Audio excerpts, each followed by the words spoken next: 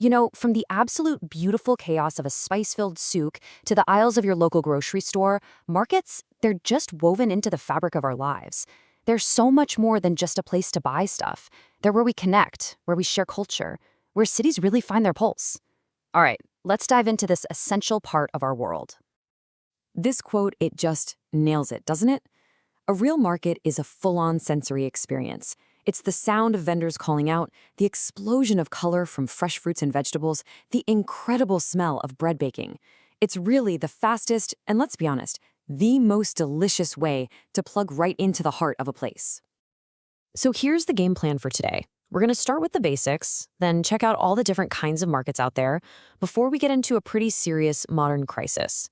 But hey, this isn't a downer story. We're going to finish by looking at the amazing ways communities are fighting back and what the future of the market could look like. Okay, so let's start at square one. What is a market anyway? The concept feels ancient because, well, it is. I mean, from the agoras in ancient Greece to those bustling medieval town squares, it's one of the oldest ways humans have gotten together. At its core, the definition is super simple. It's a place where people meet up to trade things. But as we see over and over again, it's never just about the transaction, right? It's about the connection, the chat, the community that literally builds up around that simple act of exchange. And here's the thing, markets are never frozen in time. They grow and change right along with the cities they're in. A fantastic example is the Queen Victoria Market in Melbourne.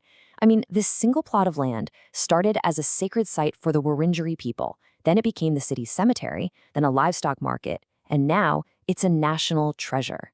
It just goes to show how these spaces are constantly adapting to what the community needs. And all this evolution has given us this incredible, beautiful variety of markets all over the world. From the wild energy of a bazaar to the, super clean efficiency of a modern supermarket, the market takes on countless forms, and every single one is a mirror of its local culture. And the variety is just wow. You've got the Central Market in Athens, which is just teeming with life, fresh fish, butchers shouting, produce piled high. Then you have something like Istanbul's Grand Bazaar. It's practically a city in itself with over 4,000 shops. And then there's the night markets in Taipei, the farmers markets in Portland, and of course, the glittering gold and spice souks in Dubai. Every single one is its own little world. But in the modern world, this amazing diversity is facing one massive challenge from one dominant player, the supermarket. And the differences are huge. Local shops are smaller, they have curated items, they build real relationships with their suppliers. Supermarkets, they're gigantic chains with massive corporate power. It just creates a totally different and frankly often unequal playing field. And that brings us right to the heart of the crisis. This isn't just some friendly competition. For a lot of small, local markets, this is a fight for their very survival on a field that is tilted against them. It's the question that's hanging over so many communities. When one of those giant superstores moves in, what happens to the little independent grocer that's been serving a neighborhood for decades?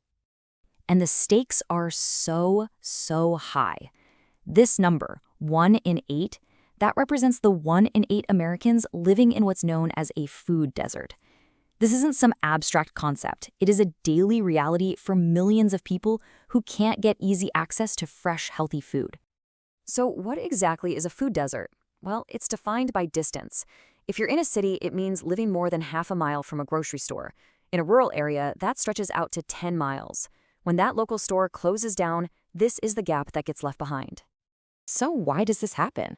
Well, a huge factor is something called buying power. The big chains can order entire truckloads of a product, so they get massive discounts. A small independent shop just can't do that. They can't compete with those wholesale prices, which makes it almost impossible to match the low prices you see on the supermarket shelves. But this is not a eulogy for the local market. Not at all. It's the story of its reinvention. All across the country, communities are just refusing to let their local stores die, and they're coming up with some really creative solutions. Okay, so take a look at the small town of Baldwin, Florida. Back in 2018, their only grocery store shut down. It was a huge blow. All of a sudden, people had nowhere to buy fresh food nearby. The town spent a whole year trying to get another private chain to come in, but nobody was interested. So they did something kind of radical. They decided to open and run the grocery store themselves as a public service. And I absolutely love this quote from Baldwin's mayor. He basically framed food access not as some kind of commercial luxury, but as an essential public utility, just like water. And that's a huge shift in thinking, right? It makes you wonder why communities shouldn't provide for its own basic needs. Then you've got the nonprofit model. A great example is Daily Table in Boston. Get this, it was founded by Doug Rauch, who used to be the president of Trader Joe's.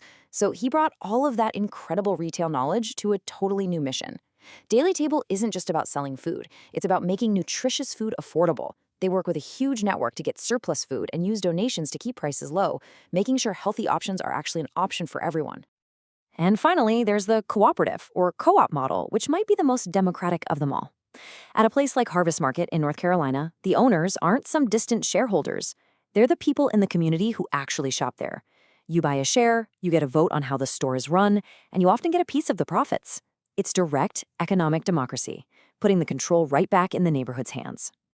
So you're seeing these three really different ways to do it: the government as a utility, a mission-driven nonprofit, and direct community ownership.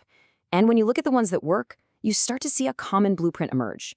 You absolutely need deep community buy-in from day one. You have to do your homework and analyze the market. You need a smart way to source your products, and critically, you need to find a store champion.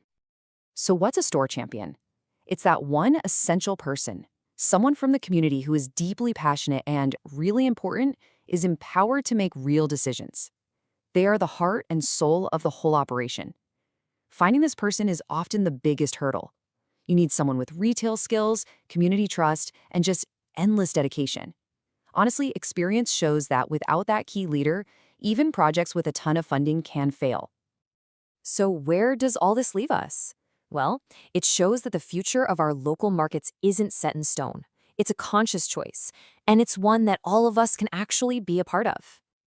Ultimately, saving the local market isn't about looking backwards and feeling nostalgic. It's about looking forward with creativity and real commitment. It's going to take new ideas, people getting involved, and a shared belief that our communities deserve a food system that truly works for everybody. And so we'll leave you with this question to think about. What do the markets in your neighborhood look like? Are they serving your community well? And maybe more importantly, what role could you, as a shopper, a neighbor, a citizen, play in shaping what they become tomorrow?